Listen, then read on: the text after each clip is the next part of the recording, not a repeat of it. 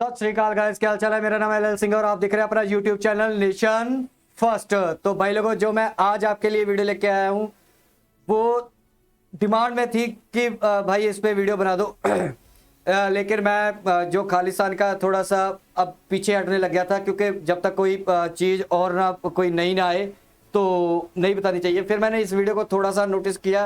ये वीडियो है अभी एंड न्यू की, चैनल है इनका, अपना यूट्यूब चैनल। तो इन्होंने जो टाइटल दिया हुआ वो दिया हुआ attack on Indian embassy exposed, will Khalistan break India अभी एंड न्यू। ठीक है, लिंक मैंने डिस्क्रिप्शन में दिया। भाई का चैनल है, फुल सपोर्ट कीजिए। भाई बहुत अच्छी वीडियो बनाते हैं, बड़े लॉजिक से समझाते हैं। तो मेरे को ये बोला गया कि इस पे वीडियो बना दो, तो मैंने सोचा कि चलो यार, पता क्या होता है कि मैं आप लोगों के दिमाग आपको ना ये समझाना चाहता हूँ, जिस चीज़ का आपको ना फुल्ली नॉलेज हो आप उस पर बात कर सकते हो। आधी अधूरी नॉलेज हमेशा डेंजरस होती है। तो मैं चाहता हूँ कि मुझे ये वीडियो ठीक लगी, क्योंकि मैं यहाँ पे ग्राउंड रियलिटी पे रहता हूँ। तो जो मेरे को ना वीडियो लगती है कि हाँ ये वीडियो में क्लोज टू फैक्ट है या क्लोज टू ट्रूथ है, तो वो मैं वीडियो आपके लिए फिर मैं जरूर प्ले कर देता हूँ, सो दैट के जितने भी देखने वाले हैं उनको एक सही प्रोस्पेक्ट या सही उसका पिक्चर दिखे। ठीक है, मैं बायस्ड होके कभी नहीं करता कि ये चीज होनी चाहिए या एक तरफ नहीं होता। मैं ये चाहता हूं कि मैं कोशिश करता हूं कि आपके सामने क्लियर पिक्चर हो और आप उस चीज को समझो, इसलिए मैंने ये वीडियो लेके आया हूं। अदरवाइज मेरा कोई मकसद नहीं था खालिस्तान पे और वीडियो बनाने का। ठीक है, तो बनाऊंगा सही, लेकिन जब कोई ऑथेंटिक, अब जो अमृतपाल पकड़ा गया है, पता नहीं, क्योंकि मैंने ये वीडियो पहले बना ली है। ये आपको वीडियो अभी 3 दिन के बाद मिल रही है। सो आई डोंट नो कि क्या सिनेरियो है, लेकिन मैंने वीडियो सिर्फ ये एक अवेयरनेस के लिए बना रहा हूँ आप लोगों के लिए। तो ये वीडियो आप जरूर देखना, आपको समझ आएगी। जिन लोगों ने वीडियो देखी हुई है या जिन लोगों ने नई वीडियो देखी है, प्लीज़ मेरे साथ मिलकर पूरी वीडियो देखना। एंड में थोड़ा सा मैं इस पर बोलूँगा, आपको इनका लॉजिक समझ आएगा, जिससे मैं एग्री करता हूँ।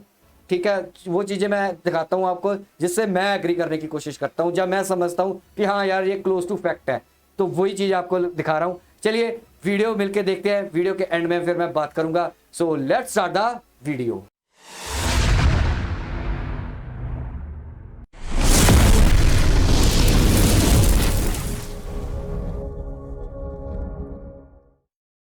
पिछले कुछ दिनों से भारत को तोड़ने के अटेम्प्ट्स इंटरनेशनल लेवल तक पहुंच गए हैं। लंदन में भारत की एम्बेसी पर अटैक हुआ, इंडियन कॉन्सुलेट पर अमेरिका में, और ऑस्ट्रेलिया में तो कुछ एमपीज ने भी पार्लियामेंट के बाहर खालिस्तान के लिए सपोर्ट जताया। यानी ब्रेक इंडिया मूवमेंट इंटरनेशनल बन गया है। लेकिन इज इट पॉसिबल? क्या खालिस्तान की डिमांड प्रैक्टिकल है? क्या Khalistan as a country survive कर सकता है? और क्या भारत का एक सेकंड पार्टीशन हो सकता है? आइए जानते हैं आज के इस वीडियो में। वीडियो शुरू होने से पहले let me tell you about the knowledge partner of today's video, Kuku FM. Khalistan movement का कड़वा सच आप खालिस्तान षड्यंत्र नाम के इस ऑडियो बुक में सुन सकते हैं, और वो भी हिंदी में, सिर्फ कुकू एफएम पर। ये हमारे रॉ एजेंसी के सेक्रेटरी जीबीएस सिद्धू ने लिखी किताब, जहां खालिस्तान के कनाडा और अमेरिका जैसे देशों में कैसे नेटवर्क्स हैं, इसका खुलासा है। ये जीबीएस सिद्धू की जरूर आप कुकू एफएम पे देखना। मैं कोई मेरे पास कोई इन्होंने पैसे नहीं दिए कुकू एफएम के, लेकिन कुकू एफएम का आपने बहुत लोगों ने नाम सुना होगा, बहुत लोग सपोर्ट करते हैं। लेकिन मैं चाहता हूँ कि अगर आपने बुक पढ़नी है तो बुक पढ़ सकते हैं, बहुत अच्छी बुक है। मैंने थोड़ी बहुत बुक का देखा है, ऑनलाइन ही देखी थी, लेकिन मेरे पास इतना टाइम नहीं होता, मैं पढ़ नहीं पाया, लेकिन आप जरूर पढ़ना। से डाइवर्स टॉपिक्स पर ऑडियो बुक्स और कोर्सेस कुकू एफएम पर अवेलेबल है। यहाँ 10,000 से ज्यादा ऑडियो शोज हैं, जिन्हें ऑलरेडी 25 लाख से ज्यादा यूजर्स ने पसंद किया है। ये एक मेड इन इंडिया ऐप है, जहाँ सिर्फ इंग्लिश में ही नहीं, आप रीजनल लैंग्वेजेस में भी ऑडियो शोज सुन सकते हैं। हमारे 4 मिलियन सब्सक्राइबर्स पूरे होने की खुशी में हम हमारे लॉयल व्यूअर्स के लिए एक खास ऑफर लाए। कुकू एफएम के पहले महीने का सब्सक्रिप्शन आपको सिर्फ 49 रुपीज में मिलेगा, यानी 50% off. Use the coupon code AN4M to avail this offer. लेकिन रिमेंबर, ये ऑफर सिर्फ पहले 2000 लोगों के लिए है, सो हरी अप। चैप्टर 1, हो क्या रहा है? सबसे पहले जानते हैं कि पंजाब में और देश के बाहर हो क्या रहा है, और पुलिस इस इंसान को, अमृतपाल सिंह को पकड़ना क्यों चाहती है। यह है अमृतपाल सिंह।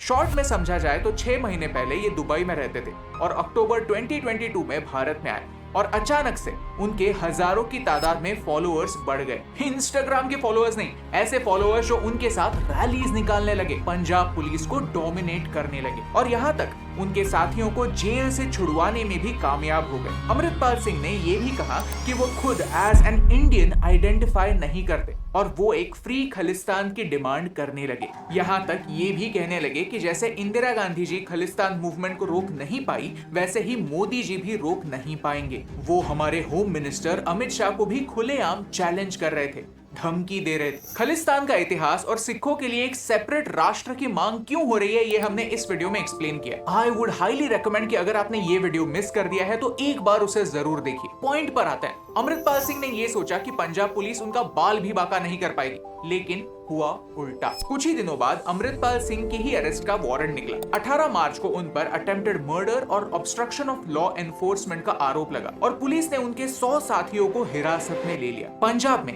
कुछ समय के लिए इंटरनेट सर्विसेज सस्पेंड कर दी गई, लेकिन अमृतपाल सिंह फरार हैं। तो जब अमृतपाल सिंह के अरेस्ट की बात आई तो उन्होंने सोचा कि लाखों सिख लोग पुलिस को रोकने में उनकी मदद करेंगे, लेकिन अमृतपाल सिंह को भारत की सिख कम्युनिटी ने जमकर विरोध किया। सिख कम्युनिटी के कई दिग्गजों ने खालिस्तान की कॉन्सेप्ट को ठुकराया है और भारत को अपनाया। आज नहीं तो कल पुलिस अमृतपाल सिंह को पकड़ ही लेगी। लेकिन सरप्राइजिंग बात यह है कि उन्हें इंटरनेशनली बहुत सपोर्ट मिल रहा है, और ये सपोर्ट एक साइलेंट सपोर्ट नहीं है, काफी अग्रेसिव सपोर्ट है। जहां भारत की एम्बेसीज पर अटैक हो रहे हैं, क्लिप्स वायरल हो रहे हैं, जहां खालिस्तानी सपोर्टर्स इंडियन डायस्पोरा पर वर्बल अटैक्स कर रहे हैं।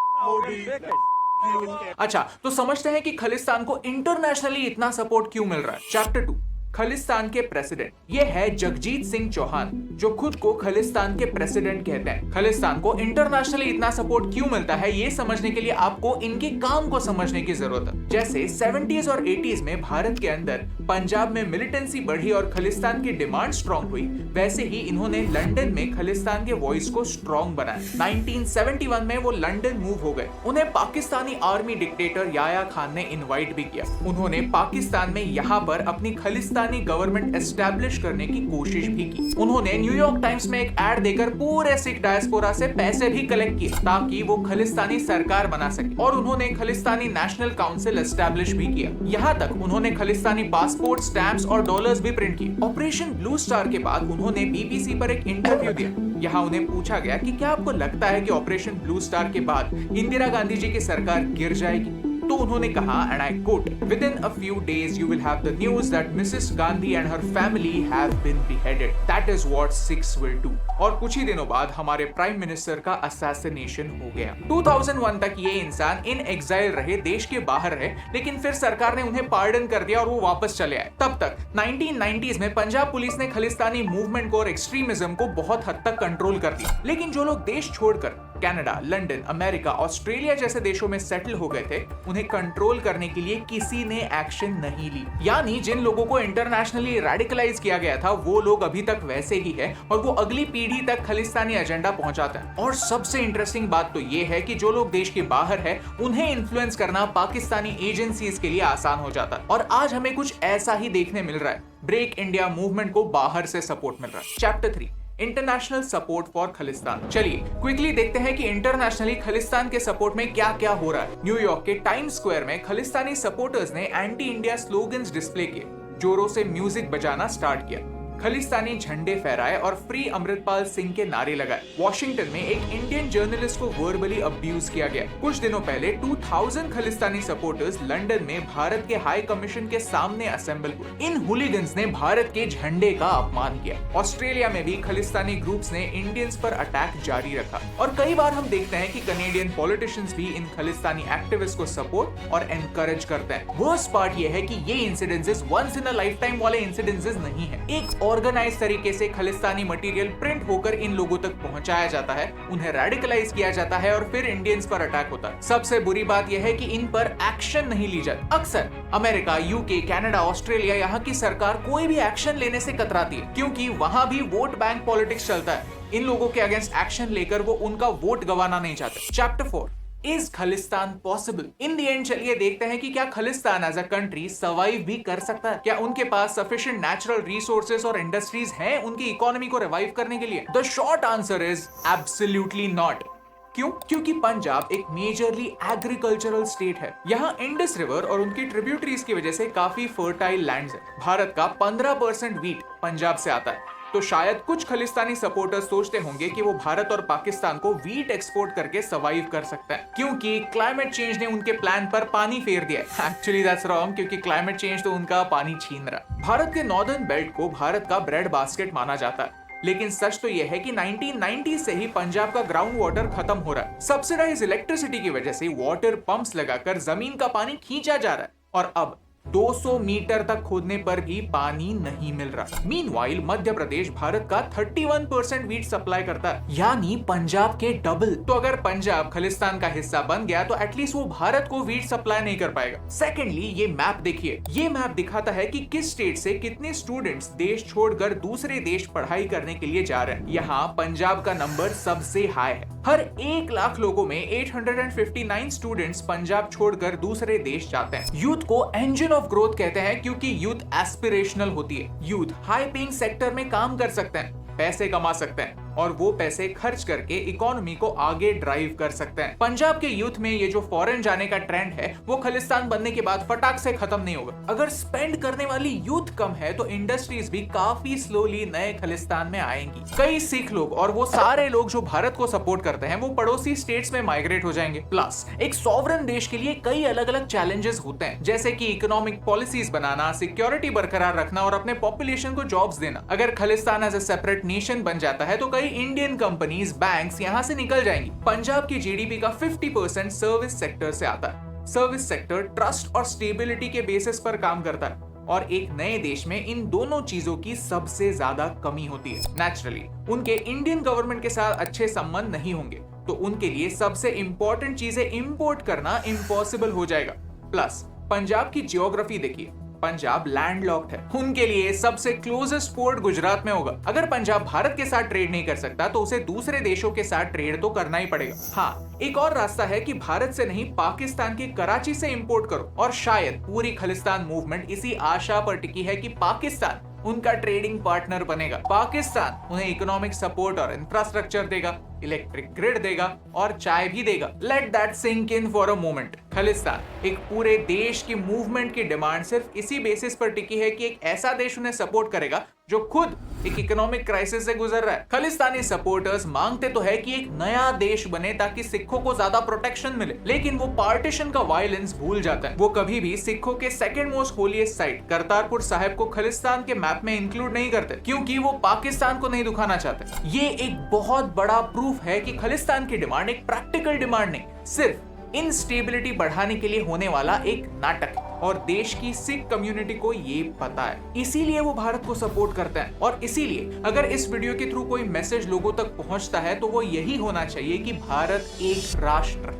जहां हमें हर इंसान को प्रोटेक्ट करने की जरूरत। सिख कम्युनिटी भारत में एक माइनॉरिटी है, लेकिन इसका मतलब ये नहीं कि वो इम्पोर्टेंट नहीं। हमारा कॉन्स्टिट्यूशन हर एक को अपने पॉइंट्स रखने का हक देता है, लेकिन इस फ्रीडम के साथ रिस्पॉन्सिबिलिटी भी आती है। अगर आपको इस वीडियो का मैसेज समझा, कुछ नया सीखने मिला तो इसे अपने दोस्तों के साथ शेयर कीजिए and make sure to check out and download Kuku FM, link in the description, क्योंकि इससे हमारी बहुत हेल्प होती है। नीचे दिए लिंक पर क्लिक कीजिए, कुकू एफएम डाउनलोड कीजिए और इस ऑफर के साथ ज्वाइन कीजिए, क्योंकि आज एक ऐसा समय चल रहा है कि सोशल मीडिया के थ्रू कई लोग भारत के अगेंस्ट एक नैरेटिव फैलाना चाहते हैं। क्या इसके थ्रू वो भारत को तोड़ सकता है? घंटा। लेकिन हाँ, हमारे इंडियन डायस्पोरा पर होने वाला अटैक, किसी एक इंडियन पर होने वाला अटैक भी पूरे देश पर होने वाला अटैक, हमें उन्हें प्रोटेक्ट करने की और बेहतर डिप्लोमेसी की जरूरत है। इसीलिए जब इंडियन हाई कमीशन पर अटैक हुआ उसके बाद दिल्ली में भी ब्रिटिश एम्बेसी के सामने से सिक्योरिटी हटा दी गई। ये ब्रिटेन के लिए एक साइलेंट मैसेज था कि अगर आप हमें रिस्पेक्ट नहीं देंगे तो हम ही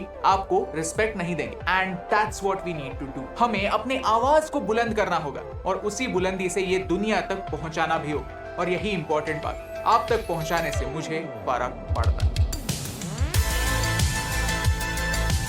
हे दोस्तों, thank you so much for watching this video till the end. ये पूरा वीडियो एक सिनेमैटिक वे में रेड कैमरा पर शूट हुआ है, एक ऐसा कैमरा जिस पर फिल्में शूट होती हैं। हम ये कैमरा टेस्ट आउट कर रहे हैं ताकि हम आपके लिए बेहतर क्वालिटी कंटेंट ला पाएं। कुछ बहुत ही इंटरेस्टिंग प्रोजेक्ट्स आने वाले हैं, so make sure you subscribe. हमारी पाकिस्तान एक्सप्लेन्ड सीरीज काफी अच्छी चल रही है, पूरी की पूरी प्लेलिस्ट आप यहाँ से देखना स्टार्ट कर सकते हैं। और अगर आप इंडियन इकोनॉमी पर और वीडियोस देखना चाहते हैं तो यहाँ पर क्लिक करना ना भूलिए। Thank you so much for watching, क्योंकि आपके सपोर्ट से हमें फर्क पड़ता है।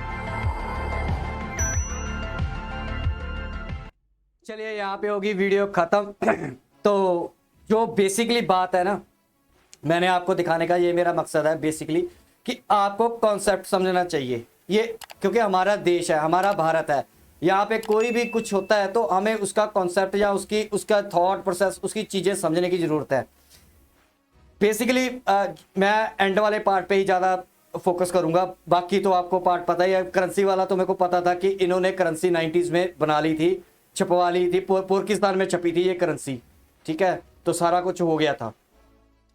अब मैं आपको बात बताता हूँ, जो एंड वाला पार्ट है, ये जो रेगुलर व्यूअर्स है ना मेरे नेशन फर्स्ट के, उनको पता है कि मैं इस चीज़ पे एम्फोसाइज हमेशा करता हूँ कि ये खालिस्तानियों को, यार ये लोगों को समझ नहीं आता कि पाकिस्तान तुम्हें इस्तेमाल कर रहा है। कल को मैंने एक वीडियो में बोला भी था, 0.0000% चांस है, अगर मान लो पंजाब में पाकिस्तान खालिस्तान बना भी लेते हैं, इंडिया से खत्म, बॉर्डर क्लोज, उधर पाकिस्तान भी बॉर्डर क्लोज कर देगा और इनको मार देगा, इनको बोलेगा कि जा तो पाकिस्तान में मर जाओ, ठीक है, वरना फिर ऐसे घुट घुट के मिलो और मरो ना, तुम्हें हम लैंड का रूट देंगे समुद्र तक, जैसे ये बता रहे थे, नहीं देंगे। मैं कहता हूं 5% चांस अगर दे दें। दूसरा, ना इनको एयर का रूट मिलेगा, ना इनको है कुछ नहीं है। तीसरी चीज मैंने हमेशा ये भी मैंने एक्सप्लेन करने की कोशिश की, शायद मुझे नहीं आई थी, लेकिन यहाँ पे आपको शायद समझ आई होगी। मैं हमेशा यही बातों पे एम्फोसाइज करता हूं कि पाकिस्तान ना ये चाहता है कि इंडिया में ये सब कुछ होता रहे, और ये जो खालिस्तान की मूवमेंट है, खालिस्तान को भी पता है, खालिस्तानियों को भी जो सपोर्ट करते हैं उनको भी पता है कि ये पंजाब में नहीं बन पाएगा कभी भी, ठीक है। ये सिर्फ एक इंडिया को डिस्टेबलाइज करना है, क्योंकि बाहरली कंट्री भी जाती हैं, और पाकिस्तान तो स्पेशली चाहता है, क्योंकि उन्होंने बोला 1971 के बाद ही बोल दिया था कि हम 1000 कट्स देंगे इंडिया को, ठीक है। कश्मीर में पहले पंजाब में चला, फिर कश्मीर में शुरू कर दिया, फिर कश्मीर से बंद हुआ, फिर पंजाब में आ गया, ठीक है। तो ये चीज़ें पाकिस्तान करता ही रहेगा। हमें ये देखना होगा कि इनकी रूट्स क्या है, इनकी जड़ें क्या है, उन जड़ों को काटना जरूर। इसीलिए मैं पाकिस्तान से इतनी नफरत करता हूँ, इनको तोड़ने की कोशिश करता हूँ। पाकिस्तान टूटेगा, बहुत सारे मसले हल हो जाएंगे। बाकी ये है कि जैसे कि मैंने आपको बताया था, वही मैंने इसकी जो देखी थी, क्योंकि ये दिमाग से पैदल होते हैं, सिर्फ बोलते रहते हैं। ये अमृतपाल की मैंने एक वीडियो देखी थी, हम जी एग्रीकल्चर दुनिया, हम ब्रेड बास्केट है इंडिया के लिए। इनको ये नहीं पता है कि पिछले 15-20 साल से सब कुछ खत्म हो चुका है पंजाब में। ब्रेड बास में हम यहाँ से यूपी एमपी के जो हमारे अनाज है वो हम इंपोर्ट कर रहे हैं पंजाब में। क्योंकि मैं रहता हूँ ग्राउंड पे, मेरे को पता है इन चीज़ों का। और जहाँ जो एक टाइम पे, ठीक है, एशिया में आप चेक कर लेना, लुधियाना में जो हौजरी थी ना, वो एशिया की नंबर 1 इंडस्ट्री थी, 0 होगी। अभी आप बात सुनते होंगे सेमीकंडक्टर की, हम कितने मिन्नतें कर रहे हैं सेमीकंडक्टर्स की कि हमारे यहाँ पे लग जाए, शुरू भी हो गई है गुजरात में, लेकिन पंजाब में ऑलरेडी मोहाली में सेमीकंडक्टर की फैक्ट्री थी जो बंद हो चुकी है, ठीक है। आप सर्च करना, आपको मिल जाएगा, ठीक है। तो यहाँ पे 1 किलोमीटर बाई 1 किलोमीटर की इंडस्ट्री थी, सेमीकंडक्टर बनाती थी वो। हमारे पास ऑलरेडी चीजें थी जो पंजाब में खत्म कर दी, कुछ हमारे पॉलिटिशियन हरामियों ने खत्म की हैं, नाम नहीं लेना चाहता, पता ही है सब लोगों को, सिर्फ अपना कमीशन खाने के लिए। हमें कमीशन दो तब चलेगी, नहीं तो बंद, ठीक है। तो पंजाब की इंडस्ट्री 0 है। और दूसरी बात इन्होंने बहुत अच्छा बोली है कि माइग्रेट होते हैं, पंजाब में से बहुत ज़्यादा लोग माइग्रेट हो रहे हैं, यूथ बहुत माइग्रेट हो रही है। अगर आपके पास यूथ ही नहीं होगी तो इंडस्ट्री क्या घंटा चलेगी? पैसा भी होना चाहिए, ठीक है, विजन भी होना चाहिए। तो ये सारा मैं ऑल ओवर जो मैं आपको बताता हूँ, ये सारा ड्रामा है। बस हमें ये है कि हमें अपने देश को एकजुट करना है। जो पंजाब में रहना चाहते हैं, जो इंडिया के साथ रहना चाहते हैं, हमें उन लोगों का साथ देना है, हमें इंडिया को एकजुट रखना है। देखो, हमें इंडिया को टूटने नहीं देना। बहुत बर्बादी हो ली है, अब और बर्बादी नहीं से नहीं।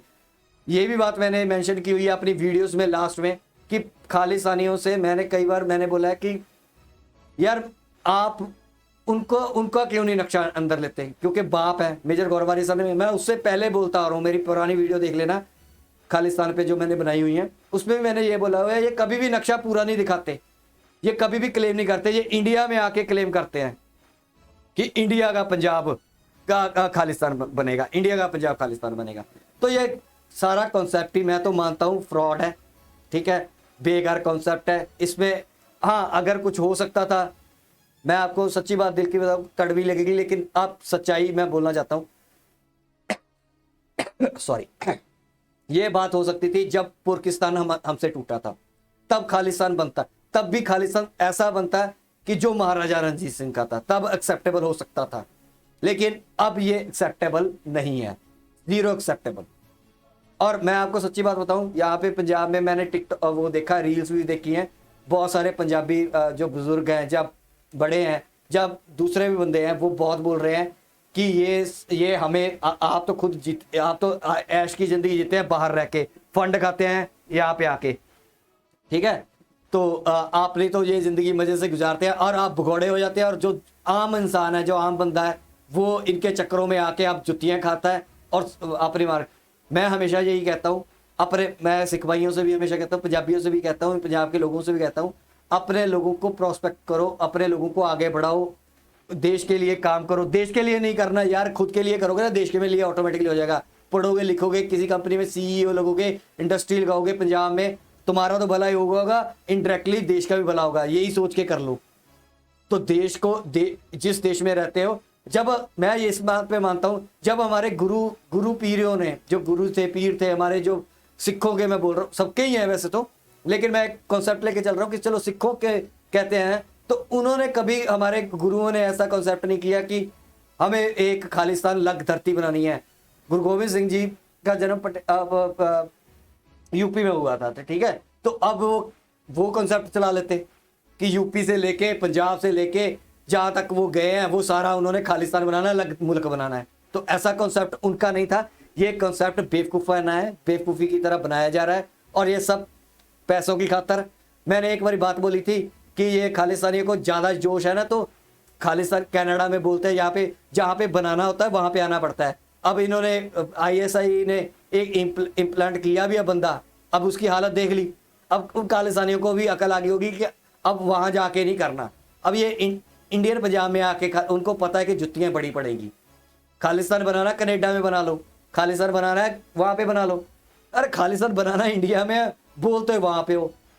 और मैं सरकार से हमेशा आपसे बताऊं, जो बाहर है ना, हमें टिट फॉर टैट करना ही पड़ेगा। जितनी हमारी औकात है, जितनी हमारी कंट्री की औकात है, हमें उतने मुंह खोलना चाहिए, पोर्की की तरह ऐसे नहीं फड़े मारनी चाहिए। जितनी हमारी औकात है उतनी डिप्लोमेसी में हमें उनको जवाब देना चाहिए। हमें आइडेंटिफाई करके हमें बैन करनी चाहिए, हमें बैन करने चाहिए वो लोग खालिस्तानी जो देश को तोड़ने की बात कर रहे हैं, ठीक है। तो उनको बैन, मैं इस पे एग्री करता हूँ कि बैन होने चाहिए, यहाँ पे नहीं आना चाहिए यार। हम इंडिया तो चलो एक तरफ रह गया, मैं तो कहता हूँ कि पंजाब डिस्टेबलाइज होता है बहुत। मैं आपको सच्ची बात बताता हूँ, 80s 90s में बहुत लोग, बेगुनाह लोग, मैंने आपको बताया हुआ, बहुत बेगुनाह लोग भी मरे हैं।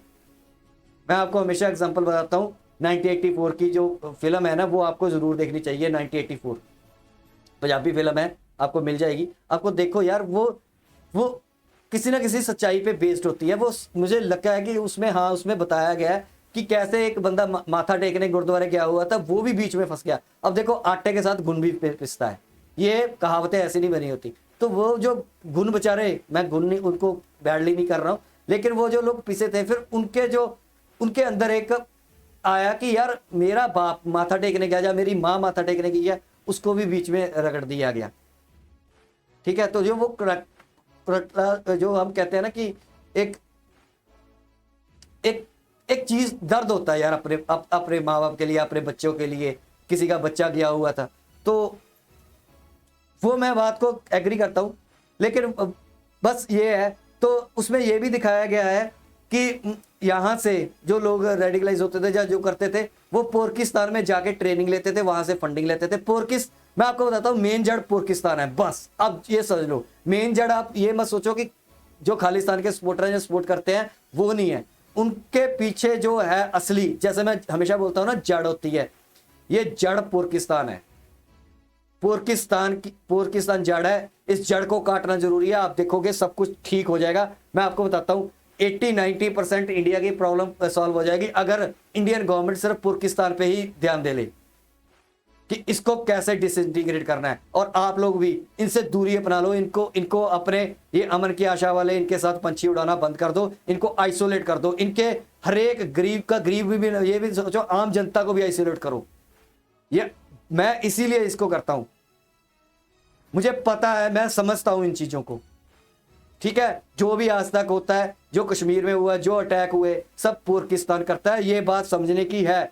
बस मैं यही समझाना चाहता था। वीडियो की काफी लंबी, आई होप कि आपको कॉन्सेप्ट समझ आया होगा। तो बात मेरा सिर्फ ये मोटिव दिखाने का था कि एक कॉन्सेप्ट समझना है। तो यहाँ तक थी वीडियो, आई होप कि आपको वीडियो अच्छी लगी। अगर अच्छी लगी, लाइक करना, सब्सक्राइब करना, शेयर करना, कमेंट करना, और कमेंट कर शेयर करके नेशन फर्स्ट के सोल्जर बन जाओ। ये इन्फॉर्मेशन वॉरफेयर है, जितनी इन्फॉर्मेशन होगी उतने हम ताकतवर बनेंगे। और फिफ्थ जनरेशन वॉरफेयर में तो हम पुरखियों के जो यूट्यूबर है, मदरसा शाप, सड़क शाप, इनको तो तोड़ ही रहे हैं। उसके लिए भी मुझे आपकी साथ की जरूरत है। इसलिए बोलता हूँ सब्सक्राइब करके नेशन फर्स्ट के सोल्जर बन जाओ। देश को एकजुट कर रखने की कोशिश कर रहा हूँ मैं, और करता रहूंगा जब तक कर सकता हूँ। तो याद रखती वीडियो, मिलेगा नेक्स्ट वीडियो में, तब तक के लिए जय हिंद।